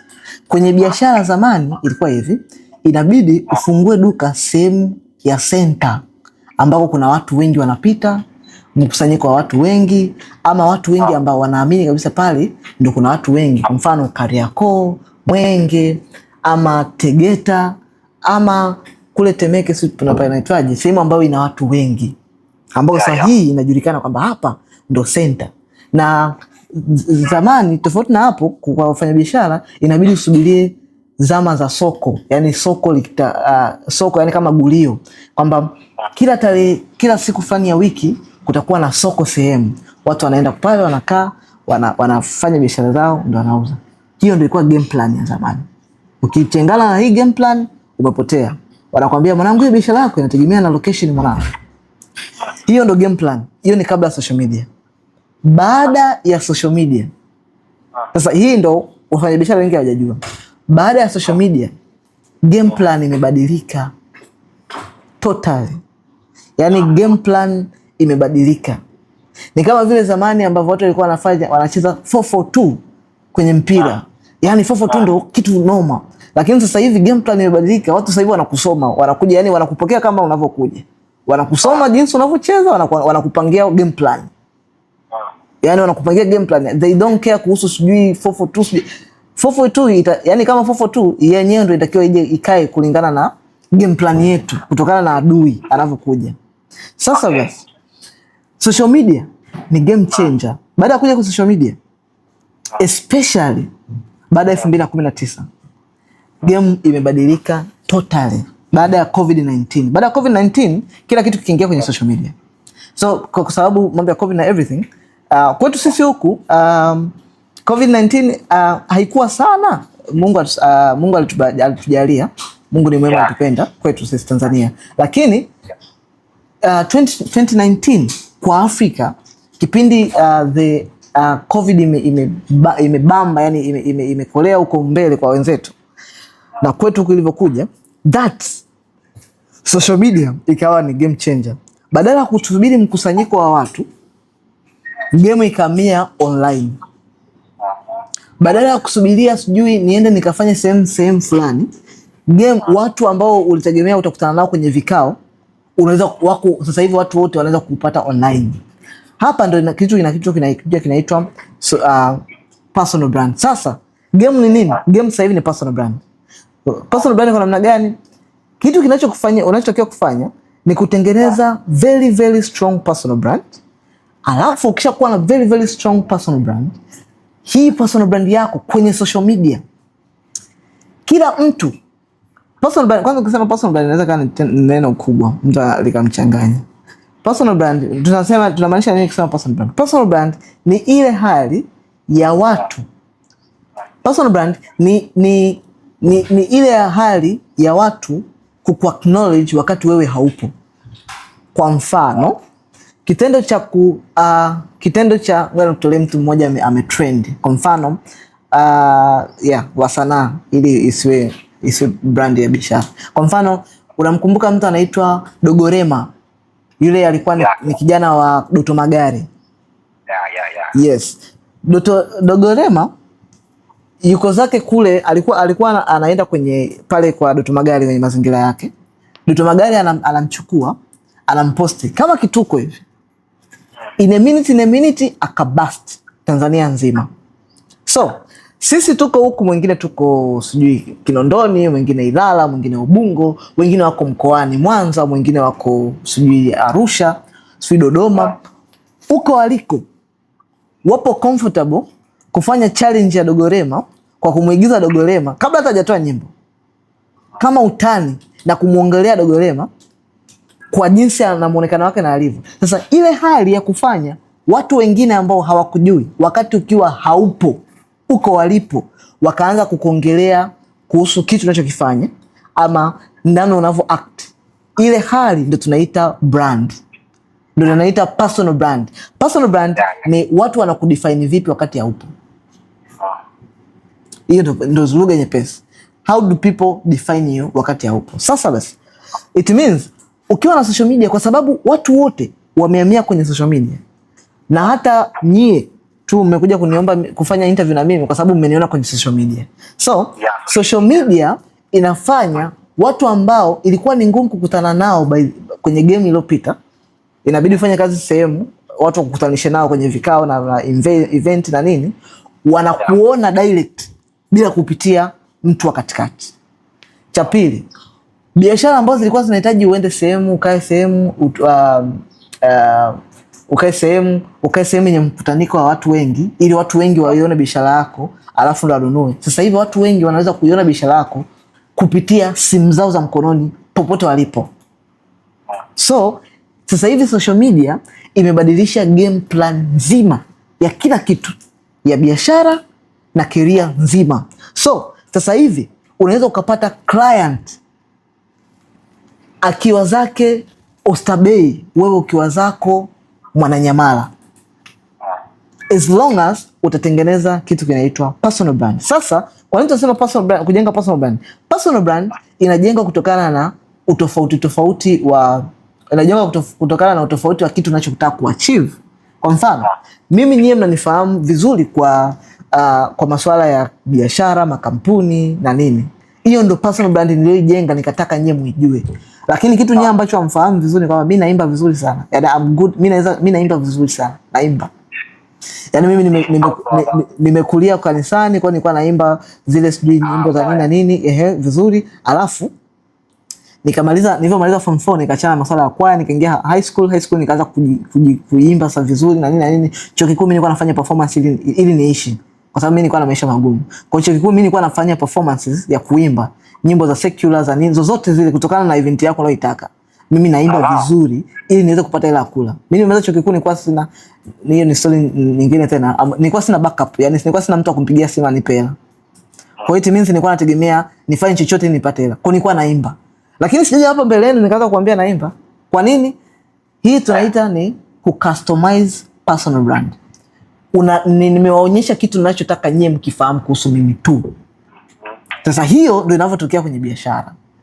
Kwa hiyo kwenye hii mitandao ya kijamii unaweza kutengeneza personal brand, lakini tunasema customized personal brand ya kitu unachotaka kujua. So, kwa swali lako, social media ina impact vipi biashara na mwenendo mzima? Mwenendo mzima ni kwamba sasa hivi unaweza kupata client na wateja wengi kuliko hata zamani, kwa sababu zamani ilikuwa inategemea muda wa soko ama ukae sehemu na nini. Na sasa watu wasipopita siku hiyo kwenye hiyo barabara ya biashara yako, it means watu hawanunui, si ndio? Lakini sasa hivi mtu anaweza akakaa ofisini nyumbani kwake akaona una promote nguo na una promote biashara zako, labda product, labda cosmetic product, labda una promote saluni, akaijua akasema okay, Jumamosi nitaenda kwenye saluni fulani, nitaenda kufanya biashara. Akapromote biashara yake akasema okay, mimi tunauza juice tamu, tuko sehemu fulani, kwa akajua okay, na delivery tunafanya. Kwa hiyo mchana saa 8 ikifika, yuko zake ofisini labda posta, anasema kingoja ni request juice yangu inifikie saluni saa 8. Kwa hiyo mtu mfanya biashara anauza juice, anauza nguo, anauza nini, watu wanaweza ku place order na wakafanyiwa delivery ya juice, nguo, cosmetics. Watu wanaweza kupromote saluni zao, watu wanaweza wakapata wateja. Watu wa career vile vile. Mtu badala ya kusubiri ufanye kazi sehemu, ndio maana sasa hivi sio lazima uajiriwe. Unaweza ukaamua kwenye professional ulionayo ukaenda ukafanyia kazi nilivyoviambia nyuma. Nilikwambia tengeneza, jua namna gani watu wanafanya monetization, na jua namna gani ukishajua watu wanafanya monetization vizuri, so officialize kitu chako, unapata client direct bila kusubiri tujui bosi wangu ndo alikutanisha kwenye sheria na nini. Mimi client wote ndio wapata. Hamna client ambaye nilipata kwa sababu eti sijui kwa kutegemea mtu fulani aje anionee huruma kunipa client au no. Watu wote wamenipigia simu kutoka social media. Mimi nafanya kazi kutoka watu kutoka US, UK, Kenya, sijui Tanga, na nipo Dar es Salaam, Mwanza, popote pale, kwa kutegemea social media. So social media ni game changer endapo utajua kuna kitu kinaitwa personal brand. So personal brand ndo game ndo tunasema personal brand ndo game plan ya social media. Kwa hiyo social media imeharibu kila kitu. Ndio maana hata watu ambao kuna muda watu walikuwa wanalalamika, watu wenye maduka, kwamba watu wenye maduka sasa hivi hatupati mauzo makubwa kuliko watu mawinga, kwa sababu mawinga wanaweza kutengeneza mauzo bila kutegemea duka. Kwa hiyo kuna ugomvi juzi kati ya sio alipe na nini. So malalamiko haya ni kwa mtu tu ambaye hataki kuevolve, kufanya mabadiliko, yani kubadilika kutokana na mazingira. Kumbuka sisi tulikuwa kwenye ujima, tukaja sisi ujamaa, tukaja kwenye sijui ubepari. Unakumbuka ile mambo ya shule ya msingi? Yale zile zote ni mabadiliko ya jamii. Sasa mabadiliko yaliyopo sasa hivi ni social media. Kwa hiyo ukingangania kusubiria location, utaanza kulalamika, Wachina wamekuja wanachukua biashara zetu, sijui mawinga wananionea. Wewe wanakuonea vipi? Angalia game plan unaoenda nayo, fanya vile vile. Ndio maana sasa hivi unakuta mtu ni ana duka lake na ana duka na yuko kwenye position nzuri, yuko Sinza, lakini unashangaa wapo Instagram, wapo TikTok. Ndio unaelewa. Kwa hiyo sio tu kukaa Sinza na duka linalo kuhakikisha kupata wateja, ila unaweza kutengeneza personal brand kwenye social media na ukaanza kupata wateja na kutengeneza mauzo na ukabadilisha kabisa maisha yako. Kwa hiyo nataka nijibu, kuna controversial, kuna watu wengine wanasema huyu mtu anakaduka kadogo tu na ana bidhaa ndogo tu, lakini afungi, yupo anaendesha nini, anaendesha Benz, anaendesha gari nzuri na nini. Listen to me, game plan imebadilika. Wewe hujawahi kufanya biashara, kwa hiyo hujui hata mabadiliko ya changes the game. Kwa hiyo wewe unaona kinachoonekana Sinza, lakini yeye anakiona kinachoonekana kwenye social media. Kwa hiyo mtu anaweza katengeneza order kupitia mitandao ya kijamii zaidi ya milioni 50, alafu akatengeneza mauzo ya milioni 1 kwa physical kwa mwezi mzima. Yaani kwenye social media anaweza katengeneza milioni 50, alafu kwa physical akatengeneza chini hata milioni 1. Kwa nini? Hamna mtu anayezulula. Kwanza watu wenye hela hawazululi. Unaona mtu mwenye hela anazulula anatembea barabarani eti kutafuta duka. Hamna. Kwa hiyo it means wanapatikana wapi? Kwenye social media. Kwa hiyo ukijua game plan unaamia kwenye social media. So social media is a game plan. Endapo unajua namna ya kuifanya. Na sasa tuseme tu kwamba ni hakuna kitu ambacho kilishakuwa kwa rahisi. Yaani kama njia rahisi. Kama kwako wewe mpaka unaanza mpaka sasa hivi umefikia hapo ulipo, umeshajenga jina kubwa mpaka tukufahamu kupitia social media. Ni changamoto zipi sasa ambazo unakutana nazo na umepambana nazo vipi mpaka umestrive mpaka leo hii umesimama una kampuni watu wanakusalute? Okay. Changamoto ya kwanza, nitakupa changamoto na solution niliyoifanya. Changamoto ya kwanza nilikuwa nakutana nayo nilipoanza mambo ya kufungua hii agency yangu ni watu kukuamini na watu kuona kama social media ni utapeli. Kumbuka sisi Afrika Afrika tunakuaga kama nyuma kwenye kila kitu. Yani wakati wenzetu wanapiga hatua mbele, sisi ndo tunawaza tunyanyue mguu tubaki pale pale. Kwa mfano social media, sisi kwa mbele, social media ilikuwa tayari kwa mbele. Yani social media tayari ishakuwa evolve kabla hata ya COVID-19. Ila mbele walilazimishwa kubadilisha game plan kuingia kwenye social media 100%. Yani COVID-19 ilikuja kuweka muhuri kwamba this is certified. Kumbuka zamani namna game plan ilivyokuwa inafanyika nimekuelezea. Watu walikuwa muamini kila mtu. Wanaamini mpaka afike dukani mpaka nini. Kwa mwanzo ukianza kutumia social media na watu bado wanaamini hivyo kwamba watu watakuona ni tapeli, watu watakuona ni tapeli, watu wanaogopa kuibiwa. Nani ataleta kukutumia milioni 5 yake kutoka from nowhere asipokujua akutumia milioni 5 wakati hajawahi kuona? Nani ataweza kutumia milioni 500,000, 200,000 na wakati hamjaonana na kwa social media? So hii mentality, kumbuka kitu kimjazacho mtu ndicho kilitokacho. Kwa hiyo wewe kichwani kwako, kwa sababu umejaza hii mentality, ndio inakuwa iko kichwani kwako. Unaamini kwa sababu wewe huwezi kutoa hela, kwa unaamini hamna mtu anaweza kutoa hela. So hii mentality mimi ilikuwa inanipa changamoto. Ndio changamoto yangu kubwa. Na kweli nilivyoanza kuoperate kwenye hii mentality nikaanza kupata changamoto hizo. Sijui hatuwezi nini. Kwa mfano mtu yuko Kenya au mtu yuko Tanga, yuko Mwanza huko. Yes. Ukiwa huko Dar es Salaam si rahisi ukiniletea mambo hayo nakwambia njoo. Lakini ukiwa huko mkoani na everything, kumbuka social media lengo lake ni ku close all borders. Na huwezi kuwa tajiri kwa kutegemea watu wa Mwananyamala. Huwezi kuwa tajiri, lazima ufikirie nje. Fikiria Arusha, Dodoma, East Africa, ndio unaweza kufanya biashara kuwa tajiri. Yani ukiwa tajiri na mindset yako kwamba nategemea watu wa makumbusho, wewe itakuchukua muda mrefu sana. Au Mwananyamala, hapana. Kwa hiyo inabidi ufikirie Dar es Salaam nzima, ufikirie Dodoma, Mwanza, Arusha, ufikirie Mbeya, ufikirie East Africa, ufikirie all over. Mtu yote anaongea Kiswahili aliyopo popote duniani. Ndio mindset yako inatakiwa hivyo. Kwa hiyo hivyo ndio inakupa changamoto kama how do we trust you, how do we trust you. Sasa kitu nilichokibadilisha solution yangu, nikaja nikagundua kwamba kujenga biashara sio kazi sana kama kujijenga wewe. Unaanza kujijenga wewe. Wewe ndio una change mindset yako. Kumbuka kitokacho mtu kichwani kwako, kitokacho mtu ndicho kilichoko ndani yake. Kwa hiyo wewe ukiamini kwamba no, it is possible kuweza kufanya hivi, alafu ukishaamini kwamba it is possible, unajiuliza natumia mbinu gani? Ndio nikaja kurealize kwamba nikitengeneza personal brand ya watu kuniamini kwanza kabla kutaka hela zao. Ndio maana ukiangalia kwenye social media yangu, mimi nasajili makampuni, mabiashara, manini, makolokolo yote manini, lakini vitu ninavyoviongea vingi ni namna gani ya kuweza kumtu kufanya personal development. Namna gani kuamini, namna gani kufikiri, namna gani ya kutazama, mindset inakuaje. Mimi ndo ninavyoviongelea. Lakini kitu ninachouza, mimi nauza huduma ya kusajili makampuni, mabiashara, leseni, manini, ndo ninachouza. Lakini ninachokiongea muda wote ni namna gani kufanya strategies gani za kuingia sokoni, strategies gani za kuwa successful, namna gani ya kuwa bora, namna gani ya kuwa bora kila siku, namna gani unaweza kuchukua hatua ya kwanza. Hivi ndio ninavyoviongea. Kwa sababu gani? Mimi naelewa watu hawanunui kitu kwa sababu wanakitaka. Watu wanunua kitu kwa sababu wanaamini wanakitaka. Watu wananunua kitu kwa sababu wameona kwamba ni kweli tuna deserve hii kitu. Kwa mfano, mtu wa kawaida anaweza sinunue mwamvuli kwa sababu anaona mimi mwamvuli wa nini? Anaweza kaa anapigwa jua, anapigwa mvua. Mimi nitakimbia, nitajikinga. Lakini mpaka pale atakapoamini kwamba ila I deserve na deserve kuwa na mwamvuli, especially muda wa mvua. Kwa mfano, naweza kweli nikatoka nyumbani kwa gari nikafika, lakini kutoka kwenye gari kuingia ofisini nahitaji mwamvuli. Sasa uwezi kuanza kumwambia mtu mwamvuli ni mzuri, mwamvuli ni nini, ama mtu atanunua mwamvuli.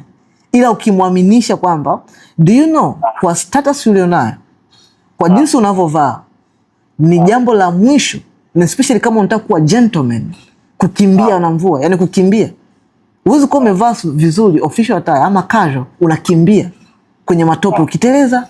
Yani unaharibu siku yako nzima kwa sababu ya kuteleza, kwa sababu unakimbia mvua. Why don't you have a spare umbrella kwenye gari yako? Ukishuka Sio kwamba wewe ni mwanaume ndio, lakini huwezi kuwa na, sisi wanaume hatupendi mamvuli. Si ndio? Ni kweli. Sisi wanaume hatupendi mamvuli. Lakini ukimwambia hivi, ni kipi bora? Kuteleza na kuanguka, kujivunjia heshima na kukimbizana, watu wanaokuamini na kukuheshimu, unaenda kwenye kikao pale kukutana nao alafu unaanguka kwa sababu umekimbia.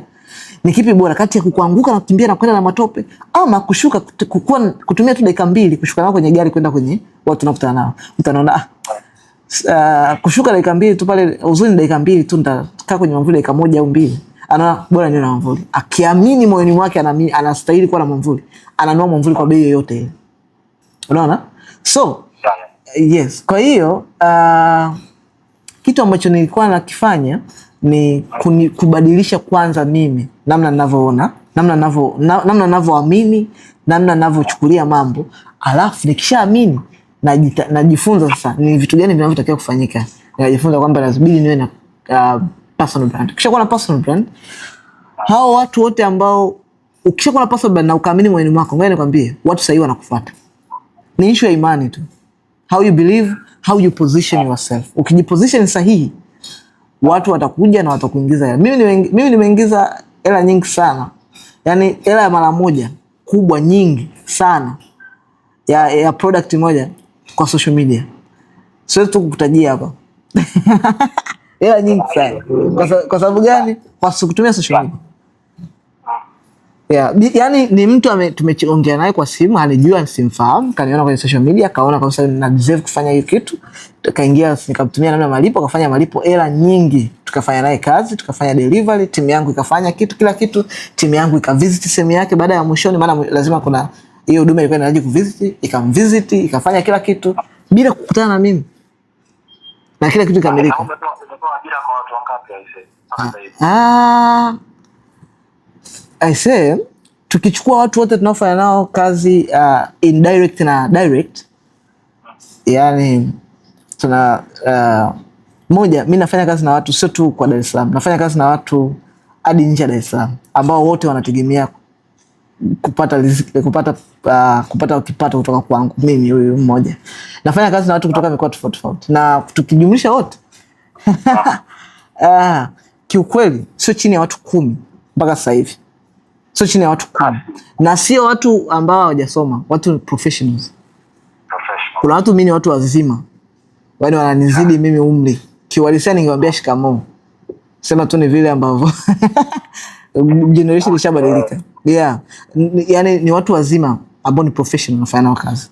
Sio chini ya watu 10. Na labda vision yako najua umeshafikia kwa ukubwa fulani, lakini mimi ninavyokuona wewe ni mtu ambaye ni visionary. Unatamani yani kuwa wapi zaidi kwa labda kwa miaka 5 au 10 ijayo, hiyo micro business hub yani unaiona wapi yani? Okay, I'll be honest with you. The way ninavyojiona hii brand yangu na kitu ninachokifanya. Kwanza, jambo la kwanza, sio miaka 10, ndani ya miaka 5. Ndani ya miaka 5 hii Micro Business Hub itakuwa the leading agency company kwa East Africa kwenye kusaidia kwa East Africa kwenye kusaidia watu ni namna gani wanaweza kuwasaidia wajasiriamali, na sio kuwasaidia wajasiriamali, kusaidia generation. Within 5 years sio tu yani within 5 years hii Micro Business Hub itakuwa ni the so East Africa itakuwa ni the leading company kwenye generation yangu. Yani kwenye hii generation yangu itakuwa ni the leading company ambayo itakuwa inawasaidia wajasiriamali wengi. Itakuwa inasaidia vijana wote namna gani ya kuweza kuanza maisha yao. Yani that is my main goal. Lazima yani itakuwa ni kama ndo namna pekee ya watu kusurvive. Yani hamna mtu ambaye atakuwa kwenye hii generation alafu namna ya kusurvive anaweza kaishi nje ya Micro Business Hub. Kuna project hapa kwa inadi labda biashara ngapi, watu wangapi? Okay, sawa. Nilikuwa napiga hesabu Nilikuwa sasa hapa ngoja nikupe numbers ili nikuoneshe ni kwa namna gani hizi sio wishes, ni vitu ambavyo ni vitu ambavyo ni vitu ambavyo tayari viko kwenye practical.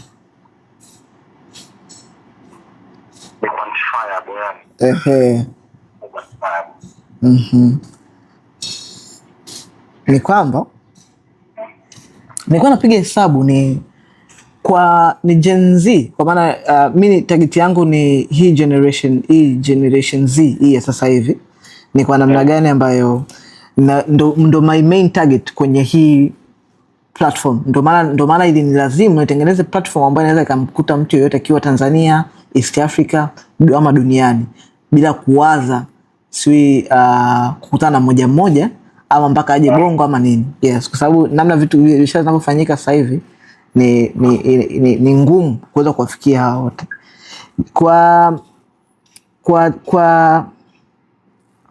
Nilikuwa napiga kwa watu wanaoongea Kiswahili. Nilikuwa napiga watu wanaoongea Kiswahili kwa duniani kwa ujumla ni kati ya watu milioni 200 mpaka 230 duniani.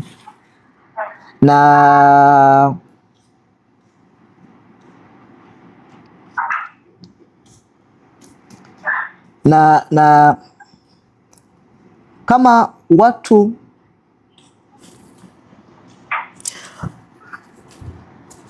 kwa watu wote wanaoongea Kiswahili duniani ni watu milioni 200 mpaka milioni 230. Gen Z, percentage ya Gen Z ni 30% mpaka 35%. I mean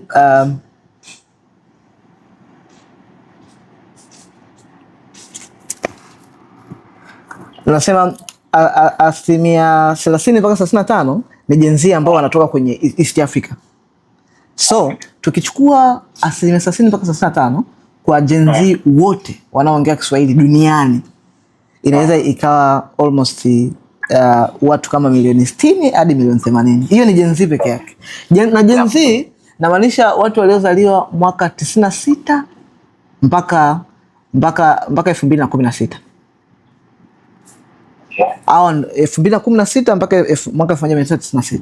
Hawa tu peke yake, kwa sababu mtu aliyezaliwa 96 sasa hivi ana miaka 30. Kwa hiyo kuanzia miaka 30 mpaka mtu mwenye miaka 10, hawa peke yake.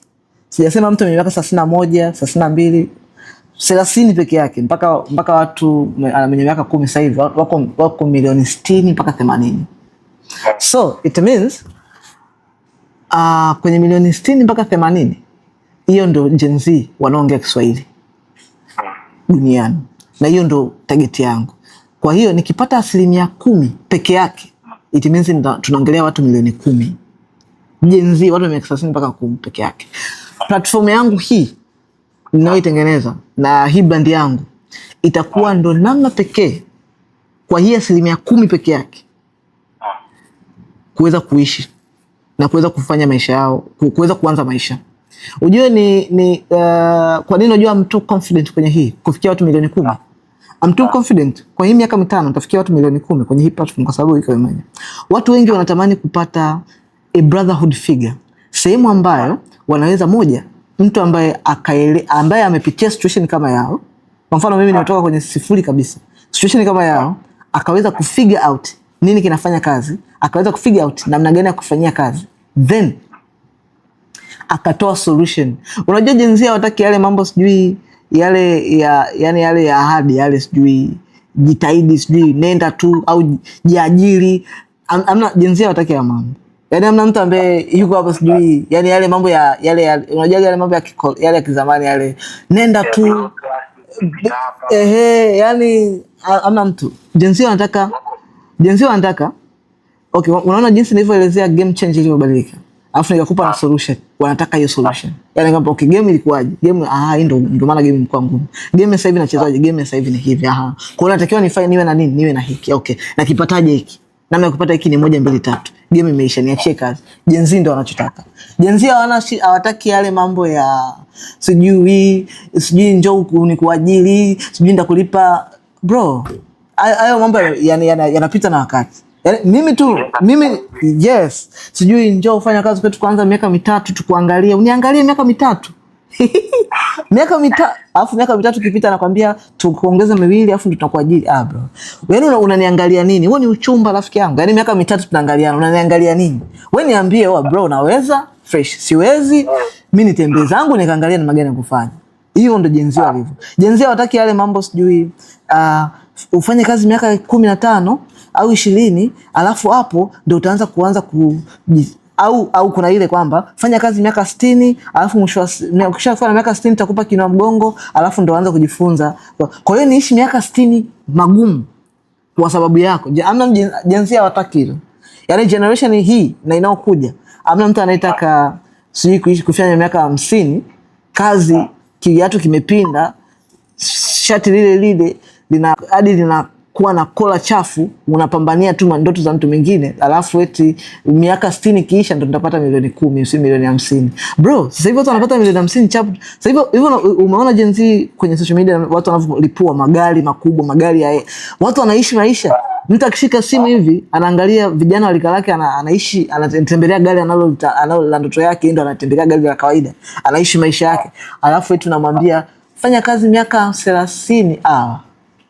So mimi ndo ndakuwa the only option ya watu kusurvive within these 5 years. Na ndio maana niko naandaa plan na mwezi wa 4 tunaanzisha rasmi hiyo platform. Itakuwa ndo the only game changer.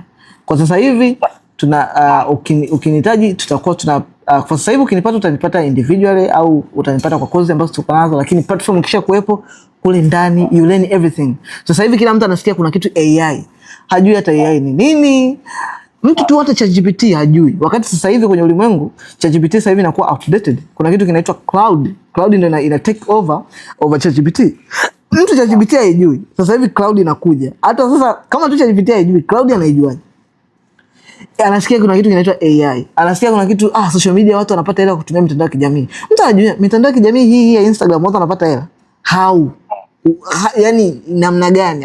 Au kuna mazingaombo mwandani? Au mnatupiga kuna mganga mnaye?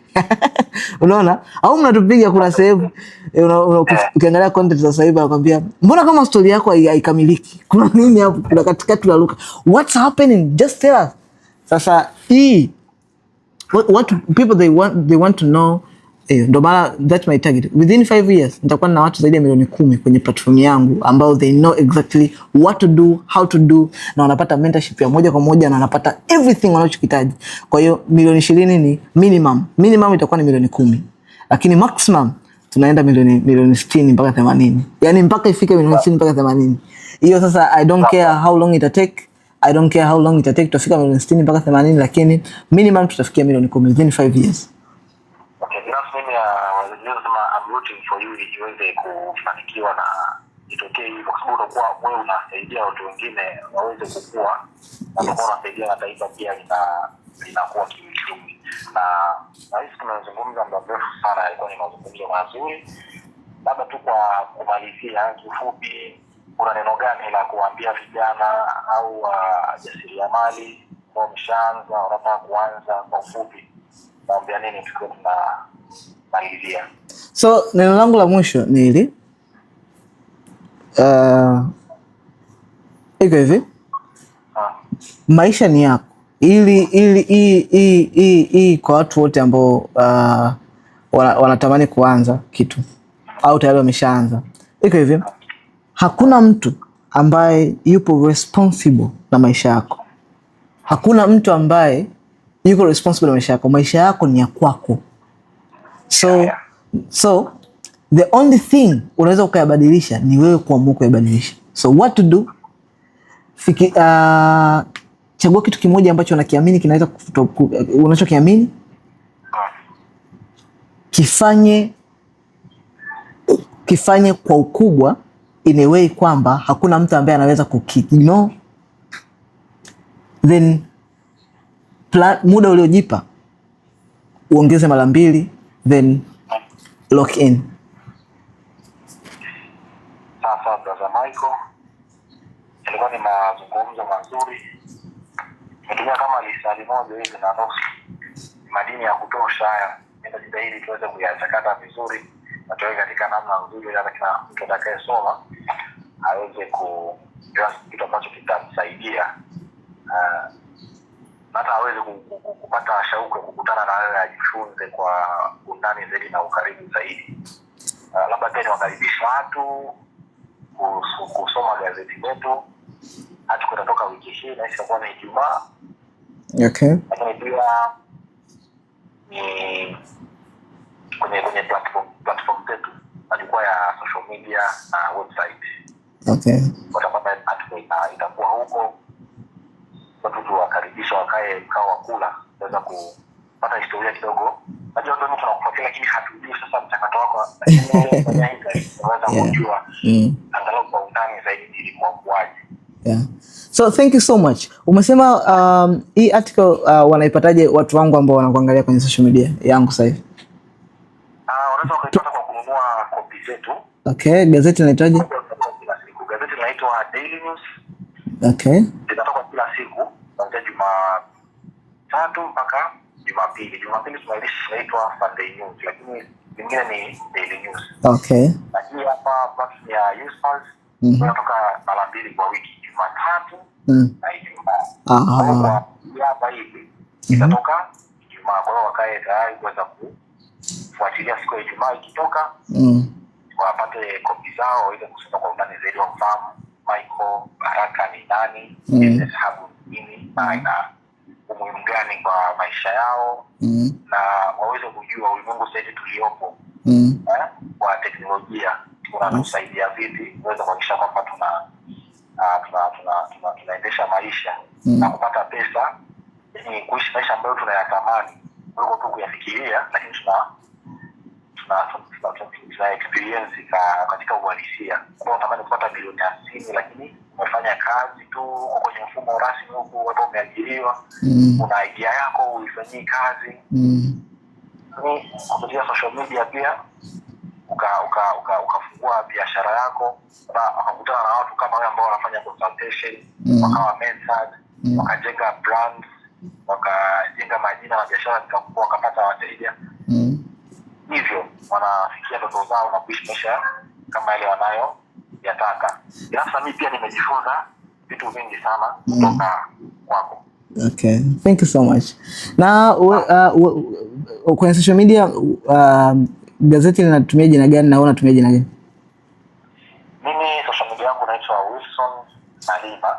Okay. Instagram wilson.malima. Alafu kwenye page zetu sisi za Daily News ni Daily News TV. Daily News TV. Yeah, website ni www.dailynews.co.tz. So everybody, mmemsikia, Ijumaa hii kesho kutwa hakikisheni mnatembelea kwenye Daily News TV na mnunue gazeti.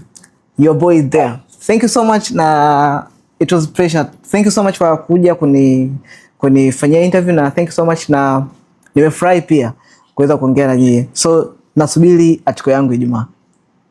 Sasa Michael. Thank you.